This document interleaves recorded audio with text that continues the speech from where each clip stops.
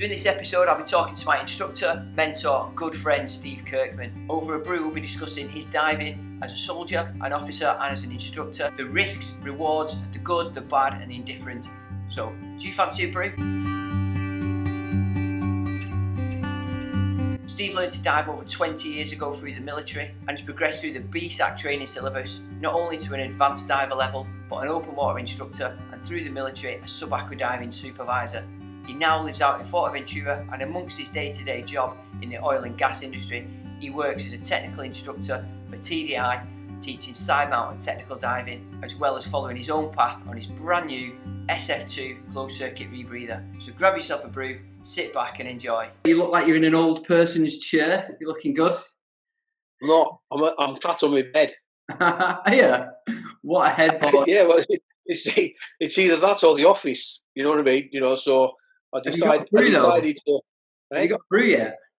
Brew. Obviously, we met a few years ago. We met on a training area where I was a stereotypical Lance Jack, giving you a bit of lip. You tuned me a right one in, and then a few years later, a chance meeting in an office, we met. And from there, I became a scuba diver, and I think you are fundamental in the way that I dive now. And a lot of my mindset I've taken from you, so thanks very much. Obviously, that's why I wanted you to be the first one, and because we're such good mates, I think we can work on it and make it work, this first one at least. So if you'd like to introduce yourself a little bit, tell us how you got into diving and whatnot, just a couple of minutes, and then we'll see where the conversation goes. Okay. Well, obviously you've introduced me already, Steve Kirkman. As a person, you know, I was a young lad, joined the army at age 16. I then did 35 years in the military, both as a soldier and then after that as an officer, and leaving at the age of 50. And now, you know, I'm working in a completely different field. Diving, I started diving actually in 2000. So I'm a relative newcomer in comparison to many, you know. But I think it's always fair to say when you've, you know, yeah, okay, it's now 20 years, but I think in comparison to some individuals, I would still class myself as a bit of a newcomer, and not just that. I think a newcomer because I'm still learning an awful lot about the recreational activity of diving. You know, all the time.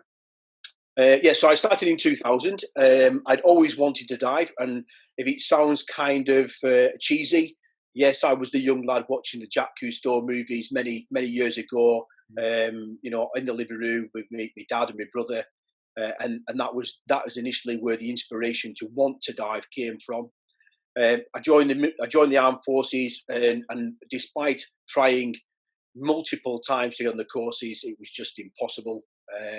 And chance had it that in the year 2000, my brother had started up his own diving school, having emigrated to Australia to start up the business with a close friend of his. And I went across there simply on a holiday just to see him, see how he was getting on. He taught me to dive. And if I use effectively a statement that he said the night before to my wife, and said, "You do realise that the moment Steve has been in the water tomorrow morning, that's it. He will be hooked, and it's going to cost you a fortune." Yeah. Right. Of course, I heard that in the background. And I said, "No, I won't. I'll just do holiday diving, and I'll join a club, and I won't bother buying any kit." And 6 weeks later, I bought my full set of diving equipment. Yeah, I had it shipped over from Australia on the fly. Wow. And I got found out when the postal card arrived at the doorstep, and my wife said, "Funny enough, I just had a really strange card come through the door today." She says, "You know, from some parcel to pick up from Australia." She said, "You know, I can't understand because we've got nothing coming from Australia, have we?" And there I was busted. When you said about when you were in the army and you'd always wanted to dive and then courses never come, you know that I had that same bite with my heads of sheds. The benefits of adventurous training and quite often outweigh the green training sometimes, can't it? I think quite often the chain of command in the military, and we'll use that because of course the military is fantastic in the fact that it has all of these sporting activities, all of these adventurous training activities that to the general public, they wouldn't quite understand. Why does the army get to go here and there and all this and that? And what on earth has sailing the globe and what on earth has scuba diving got to do with being a soldier?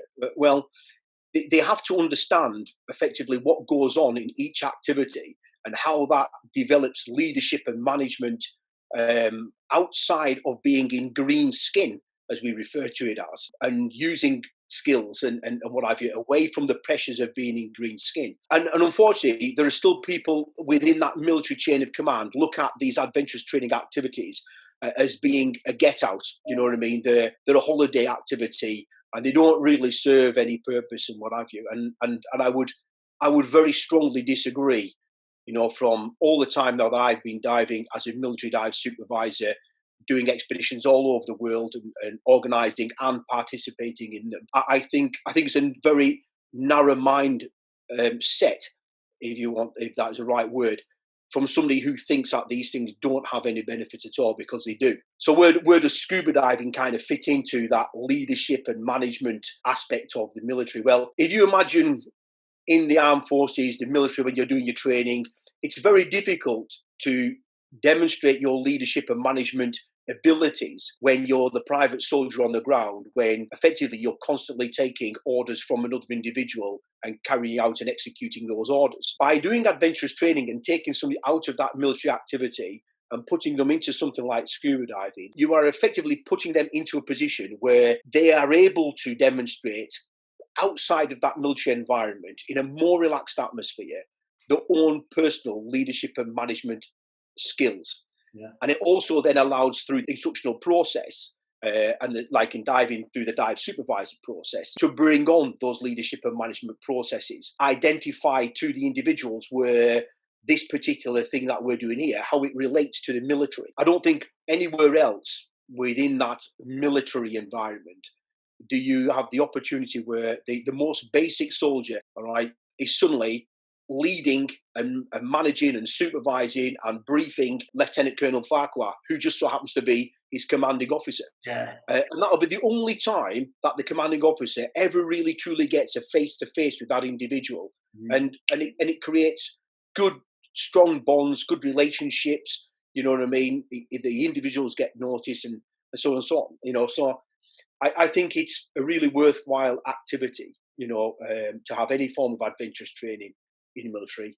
But I think scuba diving in particular lends itself, in my personal opinion, better than many other of the adventurous activities, because right from that very start, from the very basic diver, the BSAC ocean diver, because BSAC happens to be our national governing body and what the military dives to. Those people out there that are listening to this who are BSAC qualified divers will know that effectively as you get to your final open water dive, you are expected to be taking, your instructor or, your buddy pair with the instructor following you, taking them on a dive. So you've given the dive, you've identified the risks. So you've done a dynamic risk assessment of all of the various risks involved in the type of the dive that is you're going to be doing, from depth to time, to decompression management, to air and gas management, and so on and so on and so on. And all of a sudden, that young lad, he's put all that together. He's now briefing, somebody who is either higher qualified,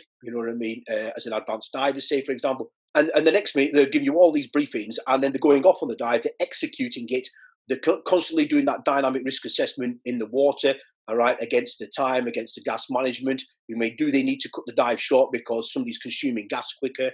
Do they need to cut the dive short because the currents have changed? So they're constantly doing that dynamic risk assessment as they would do on operations, but they just don't realise it. Yeah. And it's not until they come back out and they do the debriefs and they're talking to the dive supervisor and instructor that we then emphasise those and the guys, it clicks together. The next time you see them back at work, and they're now putting all of those skills back into the Green Army side. Mm. So it's kind of an embryonic kind of relationship. I think, again, when we're just going back that one step once more about why from that military point of view, is scuba diving, such a good platform, for bringing on leadership and management skills and confidence in people and the wider aspects of risk analysis and and so on and so on. And it's exactly as you just mentioned there, that young soldier from the start, as he's approaching first promotion ladder and he's thinking about his junior NCO's card, where he suddenly gets taught what a set of patrol orders are. Now, if we use the patrol orders, what is the equivalent in diving to patrol orders? Well, first of all, you have the set of orders, all right, and that is the dive supervisor's brief, or in the case of the BSAC club, it's the dive marshal's brief. The dive marshal has done his studying, all right, of the charts, the tides. He's done the weather. He's done, the entry and exit points. He's done the dive site research and everything else that goes with it. And it's and as you know, it's a fairly lengthy list in the dive planning process. So the dive marshal's done all that. Whoever's been designated, within the club to do it. And in the case of the joint services diving, that's always going to be the expedition dive supervisor, all right? And that's all to do with the military side of life and risk and so on and so on, as well as experience and all the rest of it. But once the dive supervisor has given his set of orders, the dive brief, the main brief, right? If you are one of the divers who is now leading your partner, your buddy, you've then got to extract all the information from that big set of orders and put it into a set of bullet points, all right, known as your buddy brief. That's your patrol orders, because that's where you have taken all the information that the dive marshal has said and taken what is relevant to you. Because if you are a sports diver and you can only dive to a maximum depth of 35 meters, but you're going on to a wreck where the first level of the wreck is at 25 meters, all right, and then the second level of the wreck is at 35 meters, but the bottom of the wreck goes down to 50 meters. Well, there's a stepping stone, isn't there? Because those people that are dive leaders can go down to the bottom of the wreck, you know what I mean? As long as it's within the dive marshal's plan. Whereas if and the ocean divers can't even touch it, they can look at it. Absolutely, you know what I mean. So they're swimming around the mast, you know what I mean, in circles, looking at the crow's nest. But practicing the other. Yeah, there's another story. So they've taken that set of patrol orders, and then they have to give that as their buddy brief. Well, that's the same as the young lance corporal, all right, issuing his brief, to his section. This is what the plan is. This is what we're taking with us. All right, this is how we're going to execute it. You know what I mean? If this happens, we're going to do this. If that happens, we're going to do that, which we refer to as the actions on. That's all the stuff that we talk about. You know what I mean? In our safety, if we use the BSAC's seeds brief, and as we get through, and within the discipline and all the rest of it, are the things that we do, such as the actions on, and in the event of certain things that we mentioned about the stuff that we or discuss things or question things in relation to safety aspects. How we, what would we do if we get lost? What happens if we get separated? That is all the same type of things, and people just don't realise it when they're doing that diving course. How much relevance there is when they go back, back to the regiment or battalion. It's a good comparison in all walks of life, really, isn't it? It comes apparent to me all the time how people are taking the skills that they learn from diving and moving them across into, the civilian employment or military employment, and vice versa. Because quite often you'll come across, people, within the clubs, who bring a wealth of experience, from outside, from different aspects of management and positions and so on, and they bring other things to the party in the opposite direction as well. I don't think it's any different, Andy, than many other activities. But out of all of the military adventurous training activities that I've done, scuba diving stands out to me as being the one that teaches and develops leadership and management, the ability to conduct dynamic risk assessments, the ability to be able to take information from a set of orders, deliver a set of orders, execute a plan right from the very basics of the qualification, which is the ocean dive level. None of the others do that. The reason we do adventurous training within the military is to get us over those mental hurdles before we go on operations, isn't it? It puts you on that edge of your own fears and your own your anxieties and that, and tests them and gets you used to them before we go on operations. And then you're used to feeling that emotion. So there is some validity in that, isn't there? Yeah, I think you're right. I mean, one of the things that you just mentioned there about, overcoming anxieties and all that type of stuff, I think you've hit the nail on the head a little bit there as well. Now, again, many people will probably have heard, especially through things like, Help for Heroes and so on and so on, because of, the instances that have happened in both Iraq and in particular in Afghanistan, where many of our colleagues came back, unfortunately, having been involved in shootings or explosions and whatever, have come back without limbs. And sadly, obviously, those that came, back having lost their lives. But the ones that came back, still alive, but with limbs missing in this, that, and the other, the Battle Back program that was developed by one of the founder members who I knew very, very well, a lad called John Gibbon, who was also a dive supervisor, was instrumental in starting up Battle Back. I don't know whether he was the founder or not, but I know he's instrumental in the start of it, along with another guy who both of us know, Mick Stewart. Yeah, were fundamental in developing Battle Back, which was taking guys who had lost limbs and getting them back into the fold, right, through an adventurous training activity, building back their confidence, all right, and making them feel, they have that self-worth and everything again. A hugely successful program. Again, there were many other activities, and we've all seen the ones like where Jeremy Clarkson have used the old Top Gear, where the guys went off and became the rally drivers and all the rest of it. For anybody who's trying to do that, we've all got to take our hats off for anybody who goes in that road, along that road, whether it be helping, people from ex-military, that have been injured, or civilians that have been injured in the line of work, or civilians that have certain elements of stress, PTSD, or whatever it might be, some form of disability that they want to overcome, and they think, diving might be a solution. One never knows until they try it, but, it's been proven already, I think, that it is an excellent medium for helping people do that. So let's talk a little bit more about you then, and diving rather than the sort of the whole military piece. So obviously you learned to dive through your brother in Australia, and obviously he was some big flyer running his own dive show and all the rest of it. So what sort of instigated you to progress up the mountain that is the training programs that we have and to where you are now?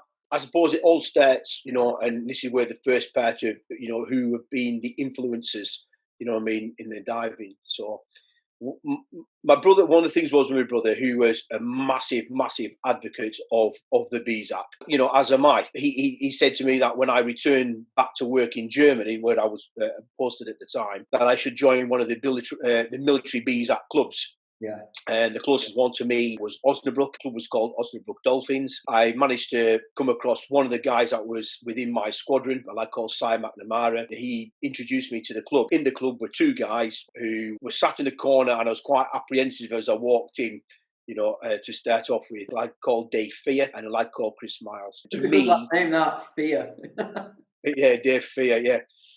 Who is actually one of the mildest-mannered individuals you'll probably ever come across. Both of those two individuals were instrumental in kind of kicking me off as far as, being keen and just wanted to learn more and so on and so on. Chris emigrated to Australia eventually, and I'm still very good friends with Dave, albeit that, usual thing, you kind of lose touch over a period of time. But again, both of those two, had me diving pretty much every weekend. I progressed very quickly to sports diver, and then again through to dive leader and advanced diver. And some people probably out there would turn around and say, I was badge collecting. But I wasn't. I really wasn't. I mean, these guys were really putting me through my paces. There was no nepotism at all when it come to doing the exams, for each level I did. There was no easy street, when it came to doing the rescue skills and so on and so on. They really put me through my paces on each and every part. But I think the desire and everything else to want to learn more, just like you, in exactly the same way as you are now, the desire to want to learn more, the desire to want to be better as a diver and to better myself, as a diver, I followed on top of that with these two guys who were saying, Steve, you need to do this, right, sort this out, do that, do this, and then the next minute I'm involved in wider aspects of the club's activities. And the next minute I'm assisting in teaching, and then they're sending me off on my assistant instructor's course. And then one day I walked in, and Chris had actually gone away and booked me onto my military dive supervisor's course.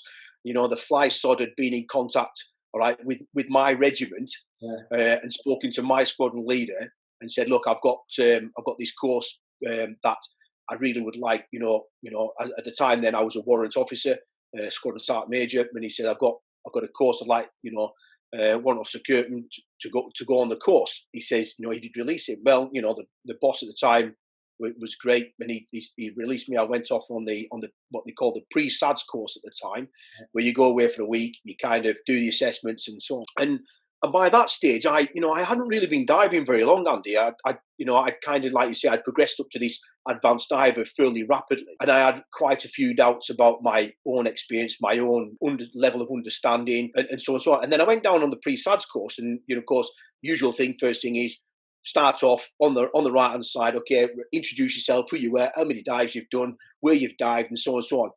And I was sat at the back, sheepish, crapping myself, thinking, they're all going to come out with, I've done 12,000 million dives. I've dived everywhere, including the moon, and so on and so on. And I'm listening to all these guys, I've been diving for 15 years, and I've done 250 dives. I'm going, what? And by this stage, I'd done 350 dives, just all over the place, and I'd been diving in lots of different countries by that stage, you know what I mean? So military expeditions and all that stuff. And I suddenly realised that because of that club environment over in Germany and going out all the time on the boats in the Baltic Sea, my boat handling skills, my understanding of charts, tides, tables, and so on and so on, the dive planning, search recovery, and everything else that's encompassed all within that dive supervisor's piece. In actual fact, I was in a pretty good position. So I ended up doing the pre-SADs. And unfortunately, the way it works is, getting onto the SADS assessment is quite difficult. The pre-SADS is a very good stepping stone, because if you're identified on the pre-SADS as having kind of the right temperament, the knowledge, and experience, that type of stuff, you stand a good chance of being invited back on a course on a SADS assessment if somebody drops out. A few months later, which then it was actually about 3 or 4 weeks before I was due to take over as regimental sergeant major, so my next and final promotion as a soldier. They phoned me up and they said, look, we've had somebody drop out on the SADS assessment. Would you like to come down and do it? I went up to see my commanding officer, and he said, yeah, do one, go and do it. So 24 hours later, I was down at Bobby Sands and sitting a 4-hour exam, going through, various BSAC advanced diver. I'll refer to them advanced diver plus papers, and your dive tables and so on.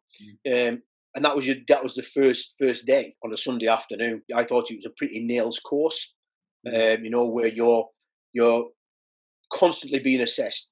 Even on an evening time after the diving is finished, it was not uncommon for one of the diving instructors to come in and to play up as if they had a sore shoulder, and the next minute, and they're just seeing if the reaction of the person that was the supervisor at the time of the dive that day reacts, and suddenly goes, that could be a bend, and reacting to it, and so on and so on. So you were constantly on your toes, from Sunday afternoon to Friday after you'd been in with the chief instructor to tell you whether you'd passed or failed. You know what I mean? Quite nails, but usually fantastic course. There's a lot of people, out there, and I don't think diving's unique, in that people will, in some cases, advance rapidly, in the sporting activity or the recreational activity that they've chosen to participate in, and there could be a multitude of reasons behind that. And I don't think we should always look at somebody as the badge collecting, because if I use by way as a hypothetical example, if you have a person, right, that has learned to dive in Fuerteventura, say, for example, right, and they've done several thousand dives in Fuerteventura, up in the north of the island, right, where the depths, are fairly shallow, all right, the currents are pretty much non-existent, and they've used the same 3, 4, 5 dive sites over and over and over and over and over again. Are they more experienced in that 5,000 dives than the person that's done 200 dives, who's dived in places such as, the North Sea, Scapa 4, over in Canada, in Newfoundland, all right, off the coast of Crete, in the Red Sea, been on holiday to Mauritius, so I'm mentioning all these Gucci places, but each one of those has different topography underwater, different sea conditions. You know what I mean? Therefore, you're revising the equipment that you're diving on. You're revising, your risk, and so on and so on. So, is that person actually got more diving experience than the person that's done 5,000 dives? Because the person that's done 5,000 dives just knows how to put the same kit on every single day, doing the same diving activity in the same conditions, with the same risk, blah, blah, blah, blah, blah, blah. You know what I mean? Again, it all comes down to personal opinion, but I would suggest that the person that's got that breadth of knowledge from diving in a multitude of places, whether it be freshwater lakes, whether it be the ocean, whether it be the North Sea, north or south, we all know that the currents, for example, off the northeast coast from Newcastle upwards, St. Abbs, and so on, and out of Eyemouth and this, then the currents are extremely strong. If we're talking about from like an instructor, a mentoring type position, as is the dive supervisors, military dive supervisors, then you are looking for somebody who has a broad breadth of experience, in a multitude of different areas within diving, recreational diving. And therefore, if you are that person that has possibly only ever dived in a quarry, then your breadth of experience in this may not carry you through the course.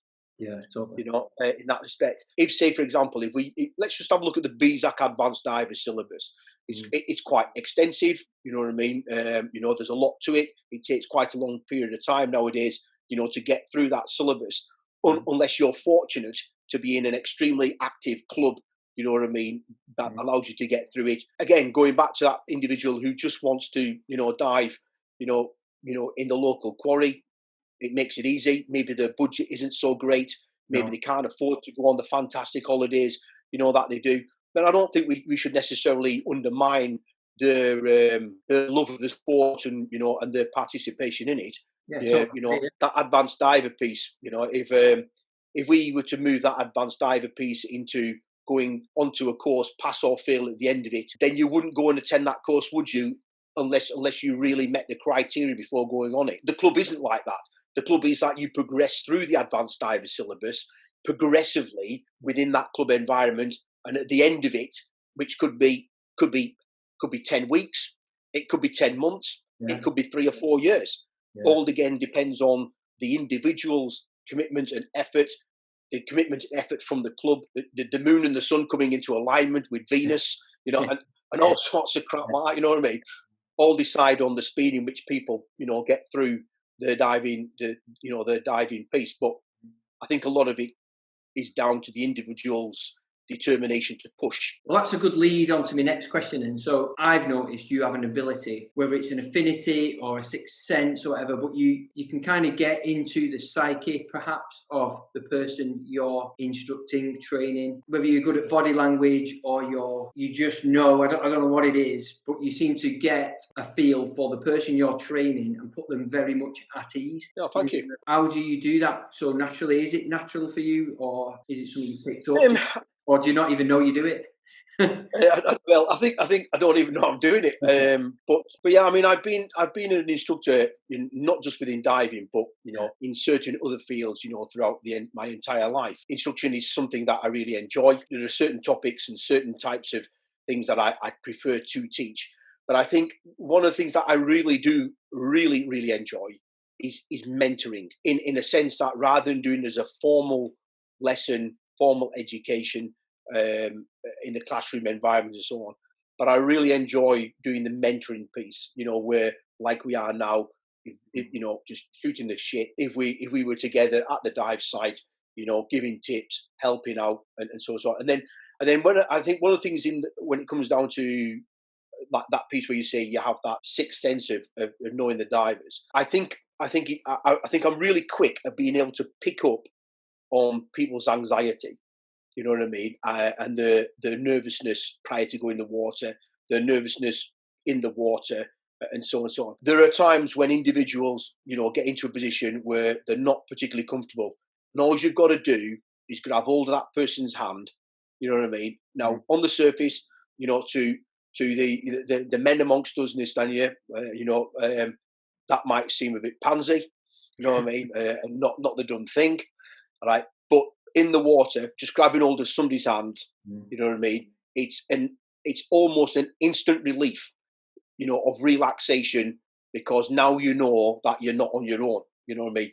Somebody is there to help sort out the issue or the problem, whatever the case may be. You're not lost, and what have you. And it's just little things like that. It's funny that I remember being at around 50 meters on my TDI course with you, and looking at my slate and going, I must have been knocked off my tits, and all I got was a fucking punch. It wasn't a hand on the shoulder. Come on, get on with it. And I'm like, oh yeah, get me DSMB, whatever it was. So you can put your hand on it any time if it's not a punch next time. Well, I think it all depends on the level of training and whatever it is you're doing. You know what I mean? And I'm quite confident if I'd have sensed that there was an element of stress, because in diving, you as well as Andy, that incident pit, it doesn't take a lot, and it doesn't take depth, all right, for it to be in that incident pit, to suddenly things to go pear-shaped and then panic set in. You do not have to be at 50 meters. You only have, you can be 6 meters underwater, 3 meters underwater, but as soon as something isn't quite right, getting tangled in a net, your gas consumption just about getting down, where it shouldn't be. I'll use the word where it shouldn't be rather than, as per your rule of thirds, and so on and so on. It's the ability to be able to identify that, not just in yourself, but in others, I think is what helps you be on top of, other people being able to help. And maybe it is that, maybe that sixth sense is what you say I've got, which I don't really notice, in all honesty. It just kind of comes naturally. Whether or not that is also part of my ex-military background and into diving, perhaps, isn't it, as well? You've got quite a few years of diving experience to be able to recognise those signals. One of the first things I noticed when I came out to Forteventura was the crack. So come out and I'll show you how to sort your kit out. So I turned up my brand new BCD. I paid about £3,500 for it. I thought it was flipping brilliant. I had my strobe light on here because everyone in the club had one. And I had some regs that were just perhaps not up to par. And the first thing you went, that needs to go on eBay. That needs to go in the bin. That just fucking leave here. So obviously the crack settles some people like me down, and other people it makes slightly nervous, but I guess you gauge that. And obviously to make people not only follow your enthusiasm in an infectious way, but your ability certainly made me want to be a better me or a better diver. Not necessarily the best one or better than that person there, just me be better at me. So we know about your inspirations now and your mentors, and now you like mentoring. What's it like to be an inspiration? Do you feel like you inspire people? I don't really look at it like that, Andy. You know what I mean? It's it's like say if let's use you as the example, or even Moz, our good friend. I turned up, at my one of my previous places of work in Nottingham. Our good friend Moz, right, was there. He was a BSAC advanced diver. He was diving on a twin set, and so on and so on. He was extremely keen as mustard. He wanted to come diving. I explained to him that I was a person who loved to talk about diving, but I actually liked diving better, right? So, and there are so many people like talking about diving, but they don't go diving. You know what I mean? I just want to go diving, and then talk about it whilst we're doing it, and so on and so on. So, anyways, I managed to persuade him to come diving. I then phoned up my good friend Martin Redfern to come the same day. Another lad turned up, and it just so happened that Martin Redfern took to the dive site before I did, and he was looking at Mozzy's kit, and he says, "Has Steve seen this kit yet?" He said, "Yeah, why?" He goes, "Has he said anything?" He said, "No, why?" He said he was going to show us some things and this that. Yeah. He said, all right, because you have got an open mind, haven't you? And he said, mine. He says, no, just all I'm saying, just keep an open mind. So we got there, and we went on the first dive. He couldn't reach the valves to do his shutdown drills, and and a multitude of other things. Pipes were in the way, and so on and so on. So when we got out, doing it in a should I say, a tactical manner, although he pretends it wasn't, I said, right, obviously you're having problems, getting to your valves, and if you're diving to insect, you need to be able to do the shutdown drills. No questions, you need to be able to do the shutdown drills. So what we need to do is have a look at where the cylinders are in relation to your body. All right, are they too far down? Are they too far forward? You know what I mean? Are they too far apart? In other words, are the cylinder bands and what have you pushing the cylinders too far apart that he can't actually push his arms out to get to the valves and so on. So we had a look at all the configuration, and then went back in, still couldn't get to them. All right, come back out, and I said, right, so you're happy now for a little bit more advice, and we'll do the fine tuning and stuff. Yeah. So I then said to Red, get the toolbox. Red came across with the toolbox. Said, right, you need to cut this, snip that, do this, do that. And as I was doing it all, there was this pile of diving equipment just piling up beside his kit, as I was getting rid of all the peripheral crap, right, that he just did not need. You know what I mean? And if that sounds like I'm bigging myself up as something, it's not, because that's what happened to me when Guy Wallace took me, on my cave diving course, you know what I mean? And he trimmed everything down. Why do you need that? Well, because I did. Yeah, but why do you need it? And I couldn't give good enough explanations as to the reason why. Well, get it off then. Put it on eBay. Get rid of this, get rid of that. So I just did exactly the same with Moz, because somebody had taught me previously. So I kind of enjoyed that particular aspect of mentoring other people, getting across to them as much of my knowledge that I've learned from others. Because, there's an old saying that I used to have at one of the military schools where I used to teach. The knowledge that you learn today is not yours to keep. It's yours to share with others.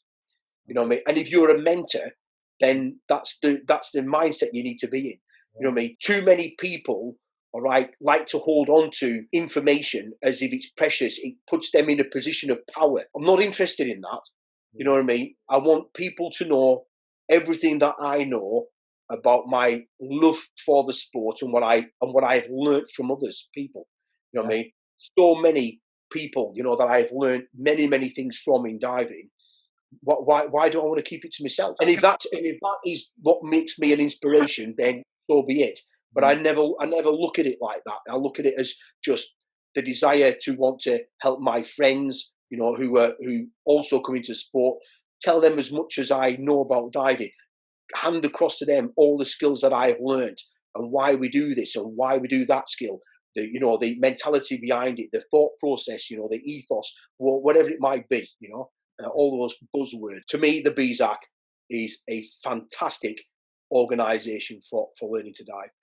So when we're talking, one of the bonuses and the pluses I think the BSAC has as a club environment is because when I turn up at the club and I want to become that ocean diver, right, the first person I look at is the person that's teaching me. They are the initial mentor in my diving, and that's all because it's all to start off with. It's in the classroom, it's then in the swimming pool, and so on and so on. And then eventually, you know what I mean, I grow wings, right, and I'm allowed to go out into the open water. I do the brief and this day, but because I'm not the only person that's of significance in the club at that particular time, you know what I mean, there's other diving taking place. And whilst I'm sat on the surface, all right, eating my chip butty, you know what I mean, or my sausage butty, or my bacon butty, depending on which inland dive site I'm at the time, possibly, right? I've got Bob who's talking to me about, what's going on the water, and why that bloke who's walking down to water is wearing that and what that is, and why that's not necessarily a good idea, right? Because Bob, right, is actually a first class diver. And I'm getting all that instruction and all that knowledge from him free of charge within the club, rather than paying for a skill development course with another diving organisation. By the time I become that ocean diver, the first ladder on the BSAC ladder of diving, I'm actually quite a lot more. I've got quite a lot more than what's just in that syllabus.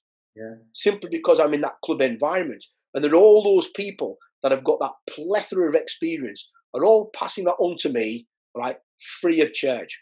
And then as I get further up the ladder, I then realise that some of the information that some of them have been telling me, right, in my newfound opinion, through my own experience, etc., was fantastic advice, you know, and I'll keep that with me as I progress forward. But do you understand what I mean? That's why I think the BSAC, that club environment of the BSAC, is brilliant. Of course, as you know, within the BSAC as well, you know, as you move up the ladder at the advanced diver level, and then you're moving across on, you know, to, you know, depending if you're open water instructor or advanced instructor or whatever it is, you're kind of taught within that instructor program that when you are out on the boat, every opportunity is a training opportunity.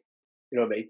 But you're doing it informally, and therefore it becomes more of a mentorship than a formal instruction piece. I remember years ago, the first time I went out into the Baltic Sea, going out from the military diving centre up at Kiel, and you know, we're going out 3 boats, going out into the Baltic.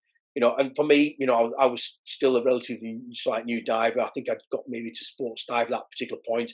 You know, in an inland lake, right, in called Hemmo in North Germany near Cuxhaven. Now I'm going diving in the open water in the sea, and I'm thinking, oh, I'm now going to go in the sea, and I'm going to see all sorts of stuff. It's going to be fantastic, and blah blah blah. And on the way out, you know, I remember the SADS, Dave Fear, turning around saying, "Oh, do you fancy having a drive of the boat, Steve?" And I'm like, "Well, yeah, good." And he's now teaching me all about the boat handling, and I'm going along, and he says, right, you know, he says, you know, obviously, Steve, the bow, you know, the port side, the starboard side, you know what I mean, you know, the stern, and so on and so on. He's teaching me about the, you know, all the controls and all that type of stuff. And I'm going like, so I see that marker over there, Steve. He says that's called a cardinal marker because it's got these 2 shapes. All right, that means it's like the furthest to the east or to the west. That's a northern cardinal marker. Right, that's a port side marker. That's a starboard marker, boy. And I'm just constantly being bombarded with information. Oh, there's a cumulus nimbi freaking cloud in the stern. I'm going, yeah, that's fantastic, mate. You know, nearly falling asleep at the wheel on the boat. But, you know, and it was just constantly like that, you know, all the time.